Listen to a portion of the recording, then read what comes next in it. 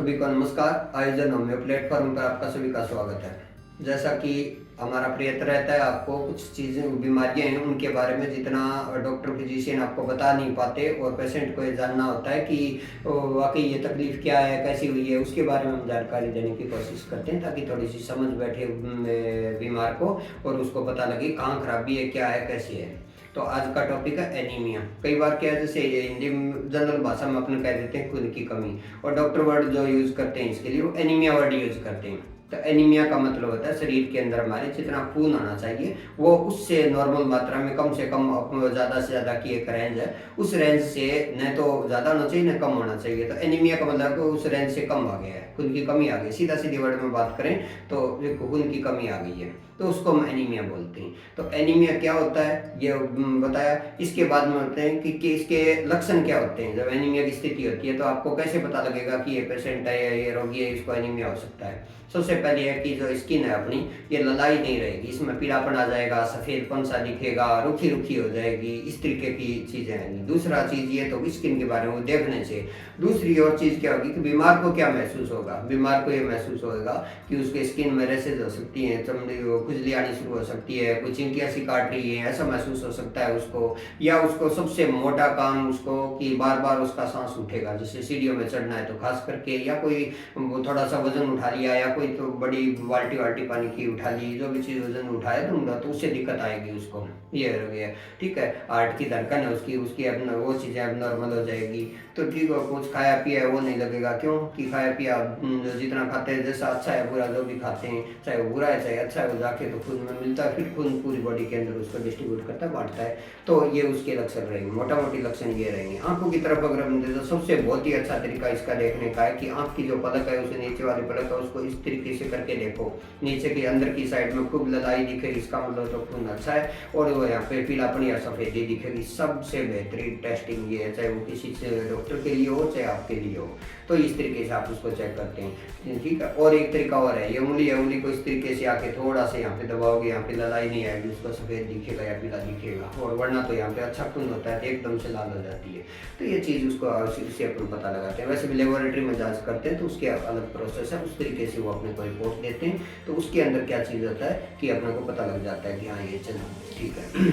अब ये रहे इसके लक्षण। इसके बाद में देखो होता क्यों है। होता कौन होने का कई सारे कारण है। सबसे बड़ा कारण तो आप ये मान के चलो कि खून है उसके अंदर दो चीज़ें बना होता है, प्रोटीन और आयरन से बना होता है। प्रोटीन का एक अलग प्रोसेस है, जटिल चीज़ें कुछ बॉडी में बनता है, कुछ बाहर से लेते हैं। लेकिन आयरन है वो अपन कोई बॉडी से के अंदर पैदा नहीं कर सकते, उसको तो बाहर से लेना पड़ेगा। दोनों चीज़ आके मिलेंगी, आयरन मिलेगा और प्रोटीन मिलेगा, जाके खून बनाएगा। तो इसमें क्या होता है कि आयरन की कमी रहती है। आयरन की कमी के घने सारे रीज़न है। किस तरीके से हो सकती है। पहली चीज़ ये कि आयरन लिया ही कम। दूसरी चीज़ ये लिया, बॉडी ने उसको एब्जॉर्ब नहीं किया, बॉडी ने अंदर लिया, पी लिया खूब सारा जूस वूस सब चीज़, जो भी चीज़ आयरन की रहती है वो ले ली, लेकिन वो बॉडी के अंदर रुकी ही नहीं, सब वेस्टेज के रूप में बाहर निकल गई।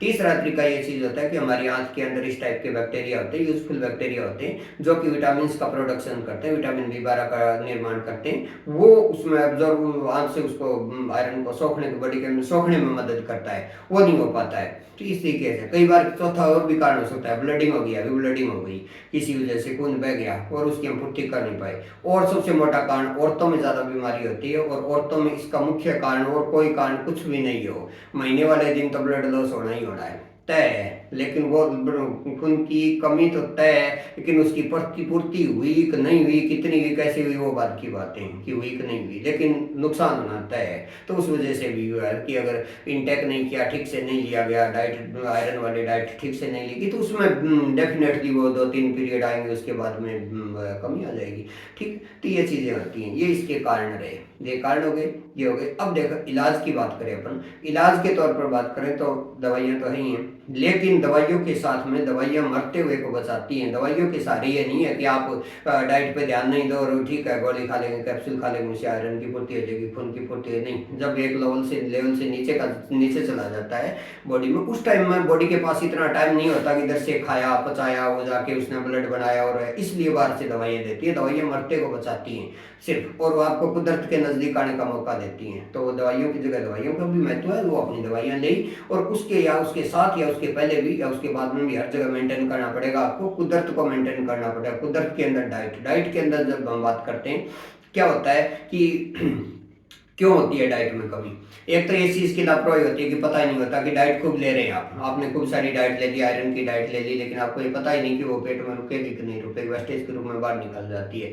सबसे मोटा कारण है इस वीडियो के अंदर जिस ये टॉपिक की बात करें उसमें सबसे ज्यादा अटेंशन देने वाली बात ये है, इस बात को ध्यान से सुनोगे आप, कि आयरन जब हम लेते हैं उसके साथ में विटामिन सी होना बहुत जरूरी है, वरना आयरन बॉडी में रुकेगा ही नहीं। विटामिन सी का प्लेटफॉर्म होगा तभी भी है। जैसे ठीक किसी तरीके से हम किसी फर्श के ऊपर पानी डाल देते हैं और वो अगर फर्श पक्का है तो उसमें पानी अवशोषित नहीं होगा, लेकिन उसके नीचे अगर फॉर्म रखी हुई फॉर्म के ऊपर डालेंगे या फॉर्म बाद में भी बिखरे हुए पानी में भी फॉर्म रख दी तो उसको ऑब्जर्व कर लेगा। ठीक उसी तरीके से विटामिन सी अगर हम डाइट के अंदर साथ में लेंगे, इसका तरीका क्या है? जैसे ज्यादातर अनार सजेस्ट किए जाते हैं कि कोई अनार ले लेता है अपनी क्षमता के अनुसार, कोई गाजर का जूस ले लेता है, चुकंदर का जूस ले लेता है, लेकिन वो सीधे काम के नहीं है। उनमें हर बार विटामिन सी का प्लेटफॉर्म चाहिए। गाजर का जूस लेते हो तो उसके अंदर आंवला मिक्स होना चाहिए, या कोई संतरा वगैरह मौसमी वगैरह ये चीजें साथ में होनी चाहिए। अगर आप अनार लेते हो तो अनार के अंदर 2 अनार खाए तो एक अनार खाते ही पहले एक अनार खा लिया, उसके बाद में आपने विटामिन सी का कोई फ्रूट ले लिया और उसके बाद जूस लिया, दोनों चीज एक साथ में पेट में जाके मिक्सअप होगी तब जाके वो एब्जॉर्ब होएगा। ये सबसे मोटी प्रॉब्लम होती है। हम इस गलतफहमी में रहते हैं, खूब आयरन ले रहे हैं, ये ले रहे हैं, वो ले रहे हैं। किन किन को ज्यादा होता है इन लोगों के ऊपर? रिस्क फैक्टर में कौन कौन है, क्यों कौन कौन रिस्क के ऊपर है? सबसे पहली चीज है कि इस बात से हम बिल्कुल नहीं नकार सकते कि गरीबी, पुअर्टी, कई बार आदमी की स्थिति ऐसी होती है नहीं ले पाता, ये सारी चीजें ना ये नहीं ले पाता।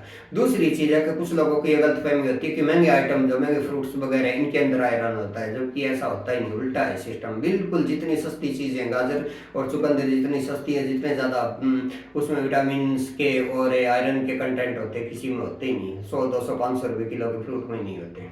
ठीक है, वो बात की बातें कि उसमें बाद में लोग अपने स्वाद के अनुसार या अपनी क्षमता के अनुसार महंगे फ्रूट्स वगैरह ले, यहाँ तक कि अनार बहुत अच्छा है लेकिन वो महंगा पड़ता है, कोई आदमी नहीं होता। लेकिन गाजर के सीजन में इस तरीके से कोई आइटम चलता ही रहता है। ठीक है, तो सस्ते आइटम में जो लाल रंग की चीजें खाने योग्य होंगी उनके सब में आयरन होएगा। ठीक, और एक हरे रंग की भी चीज है पालक, उसमें भी खूब सारा होता है। ठीक है, कोशिश करो जहां तक संभव हो कि कम से कम चीजों को पकाओ। ठीक है, जितनी हो तो उसकी कच्ची मटेरियल के रूप में खाने की उसकी कोशिश करो। ये चीज रिस्क फैक्टर पर कौन है कि ये चीज हो गई। एक तो गरीब का जीवन जीने वाले हो गए, औरतें चाहे गरीब हो अमीर हो कुछ नहीं, उसमें कोई चक्कर नहीं है। सबसे ज्यादा औरतें सफर करती है, कारण बता दिया। सबसे पहले महीने वाली समस्या, महीने वाली चीजों में लॉस होगा ही होगा। दूसरी चीज हमारा यहाँ अपने इंडिया में रहती है, इंडिया के कल्चर के अनुसार औरतें क्या करती हैं कि सबसे पहले और ही और घर में अगर कोई ऐसा आइटम आ गया तो वो कोशिश ये करती हैं कि उनको दे दो, बड़ों को दे दो, हमें कोई बात नहीं है, कमाने वालों को दे दो, बच्चों को दे दो, तो उनको देती है। कई बार वो चीज खत्म हो जाती है, उनके हिस्से में आ ही नहीं पाती, या कई बार वो काम धाम के चक्कर के अंदर लेट हो जाती है, वो पड़ी पड़ी कोई फ्रूट आ गया वो सड़ गया पड़ा पड़ा, तो वो इस तरीके से लापरवाही करती हैं। इस वजह से औरतों में ज्यादा समस्या आती है। एक तो ये लापरवाही की समस्या है, और दूसरी चीज ये है कि वो ब्लड लॉस होना ही होना, उसकी पूर्ति नहीं कर पाती है। ठीक है, तो इस तरीके से उनमें ज्यादा रहता है। या कोई क्या पेट में घाव हो गया पता ही नहीं लग रहा, कई दिन से पेट में बीमारी है, कोई अंदर अल्सर हो गया उसमें से बहता जा रहा है खून, तो उस वजह से होता है। कोई हैवी ब्लीडिंग होगी एकदम से, कहीं पे कोई बड़ी चोट लग गई, नस कट गई बड़ी, अच्छा खासा खून बह गया, वो चीजें हो सकती है। कोई टीबी वगैरह का इस तरह का इन्फेक्शन हो सकता है, कीटाणु जीवाणु पेट में पैदा हो रहे हैं और वो खून को खराब करते जा रहे हैं, हम उसकी पुष्टि नहीं कर पाते। ये चीजें थोड़ी सी रिस्क है इसके अंदर। टाइप का क्या होता है, ज्यादातर के आयरन वाले का ही रहता है, जिसमें आयरन की कमी वाला ज्यादा है तो आयरन डेफिशिएंसी ये एनीमिया बोलते हैं कि आयरन की कमी से हो गया। दूसरा और भी चीज होती है, वो छोटे बच्चे को पैदा होते ही हो जाता है, उसका एक चक्कर और है, उसके बारे में एक वीडियो अलग से बनाएंगे। उसमें एक चक्कर और रहता है कि माँ और बाप के दोनों के ब्लड ग्रुप के अंदर डिफरेंस रहता है, अलग अलग टाइप का ब्लड ग्रुप होता है। उसमें निश्चित है 100% होगा ही होगा, बहुत ही ज्यादा चांसेस है कि उसको एनीमिया होगा और उसकी खून की रक्त कणिकाएं वो खत्म हो जाती है काफी ज्यादा डैमेज हो जाती है। तो इस तरीके से उसका एक अलग टाइप वीडियो, वो हर किसी को जानने की जरूरत है, उसका अलग बनाएंगे वीडियो, उसके बाद में वो अलग से समझाएंगे उसको पूरे से। तो ये हो गया। और क्या होगा इसमें, दूसरा है एक माइक्रोसाइटिक एनीमिया होता है। उसके अंदर क्या होता है, ब्लड सेल्स जो होती है ना वो छोटी होती हैं साइज के अंदर, वो पूरा हेमोग्लोबिन कंटेंट नहीं ले पाती हैं, तो उसकी वजह से दिक्कत आएगी। दूसरा होता है मेगालोब्लास्टिक होता है, उसके अंदर साइज में बड़ी हो जाती हैं, वो आगे चलने में दिक्कत करती हैं, रास्ते में रुकावट पैदा करती हैं, छोटी आर्टरी वैन है उनके अंदर वो पास नहीं हो पाती, तो ये चीज होती है। एक पर्नीशियस एनीमिया होता है, विटामिन B12 की कमी से होता है। विटामिन बी 12 हमारे हम बाहर से भी लेते हैं, और बॉडी के अंदर भी हमारे नेचुरल सिस्टम है कि हमारी बॉडी के अंदर आंत के अंदर जीवाणु पाए जाते हैं, विटामिन बी 12 का प्रोडक्शन करते हैं, पैदा करते हैं। वो विटामिन बी 12 फिर उसको वो सीधा काम नहीं करता, लेकिन वो क्या करता है कि जब आयरन की चीज़ें लेते हैं उनको सोखने का काम करता है, उनको वेस्टेज में जाने से रोकता है।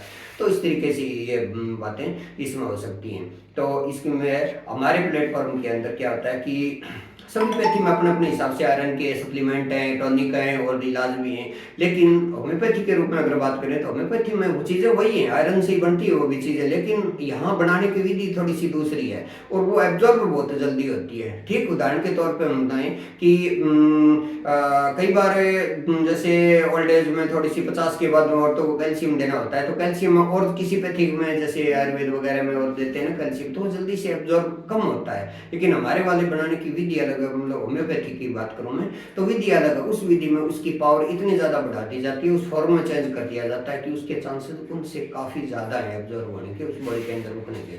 तो इसलिए आप होम्योपैथी ट्रीटमेंट लेके, और ये दवाइयाँ हम आपको फोन पे ये बता सकते हैं कि दवाइयाँ इस तरीके से नहीं है। दवाइयों का आदमी का, इंसान का जो भी है, और चाहे जो इंसान है, तो उसको हिसाब किताब देख के क्या इसको डोज देनी है, हमारे यहाँ शकल सूरत देख के कैसा देखने में दिखता है, कैसा शरीर का टेक्सचर है, कई बातें पूछ के उस हिसाब से होती हैं। तो वो चाहे यहीं पे हो चाहे किसी पे हो, कभी भी इस तरीके से इलाज मत करो, डॉक्टर से सलाह लो। लेकिन यहाँ वीडियो बनाने का मतलब ये है, एक तो इस बीमारी के बारे में बताना, दूसरी चीज़ ये बताना कि इसको आसानी से ठीक किया जा सकता है। दवाइयाँ इसके अंदर काम करती हैं, बहुत अच्छे से काम करती हैं दवाइयाँ, और ये बताना ये मकसद है कि हाँ यहाँ हमारे पास में इसका बहुत अच्छा इलाज का तरीका है, तो आप हमारे से कंसल्ट करके भी इलाज करवा सकते हो। चाहे अगर आपको कोई दिक्कत नहीं है, अगर आजू बाजू में आपके कोई भी दूसरे होम्योपैथिक फिजिशियन हैं तो उनसे सलाह ले आप, और नहीं मिल पाते हैं या उनसे किसी तरीके से उनसे बात नहीं बढ़ पाती है, आप सेटिस्फाई किसी तरीके से नहीं हो, तो आप हमारे से संपर्क कर सकते हो। बाकी इसी तरीके के हेल्थ इन्फॉर्मेशन वीडियो हम यहाँ इस प्लेटफॉर्म पे डालते रहते हैं, तो आप एक बार उसको विजिट किया करो। इस वीडियो में एक चीज़ और बताना, उन्होंने बहुत ही अच्छे से प्रयत्न किया है कि ठीक से ऐसी चीज़ को समझाने की, पूरी इन्फॉर्मेशन देने की। और ज़्यादा इन्फॉर्मेशन इसलिए नहीं दे सकते कि फिर वीडियो काफ़ी लंबा हो जाता है, कोई प्लेटफॉर्म पे वो अपलोड नहीं हो पाता। तो अगर इसमें कोई कमी रह गई है तो आप कमेंट करके बताएं हमें, अगर कोई ठीक लग रहा है तब भी बताएं, ताकि इसमें या आगे आने, इसमें तो ठीक है बन गया सो बन गया, लेकिन इससे आगे जो भी वीडियो बनाएंगे उनमें उन चीज़ों का समझाने का तरीका या कोई इन्फॉर्मेशन देने का जो तरीका है उसमें ध्यान रखेंगे और उसको सुधार करने की कोशिश करें। हमारा अल्टीमेट यही है कि हमें तो ठीक है जितना है उतना हमें तो पता ही, हमें तो आपको बताना है कि आप इस चीज़ के बारे में जानो, आपका कॉन्फिडेंस बढ़े कि हाँ वाकई ये बीमारी ऐसी होती है, ये चीज़ होती है, तो हम आपको बताना चाहते हैं। तो इसके बारे में इसको आप इस वीडियो पे कमेंट करो, आप जो भी आपको अच्छा लगा तो, कम लगा तो, कोई कमी रह गई तो, कोई चीज़ ज़्यादा हो गई तो, वो सब चीज़ें होगी। अब थोड़ा सा जल्दी इसलिए बोला जा रहा है कि घनी से घनी इन्फॉर्मेशन, ज़्यादा से ज़्यादा इन्फॉर्मेशन आपको इसलिए दे दी जाए, और उसमें फिर नहीं तो काफ़ी लंबा वीडियो हो जाएगा, उसको अपलोड करने में दिक्कत आती है। एक बार फिर से सभी को नमस्कार।